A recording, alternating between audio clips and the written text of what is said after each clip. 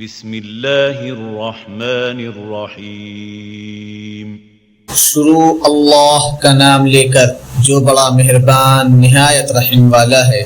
وَمَن يَرْغَبُ عَن مِّلَّةِ إِبْرَاهِيمَ إِلَّا مَن سَفِهَ نَفْسَهُ وَلَقَدِ اصْطَفَيْنَاهُ فِي الدُّنْيَا وَإِنَّهُ فِي الْآخِرَةِ لَمِنَ الصَّالِحِينَ إِذْ قَالَ لَهُ رَبُّهُ أَسْلِمْ قَالَ أَسْلَمْتُ لِرَبِّ الْعَالَمِينَ۔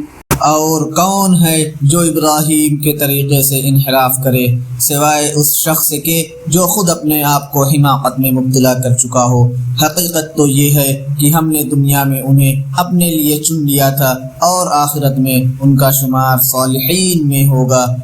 جب ان کے پروردگار نے ان سے کہا کہ سر تسلیم خم کر دو تو وہ فوراً بولے میں نے رب العالمین کے ہر حکم کے آگے سر جھکا دیا۔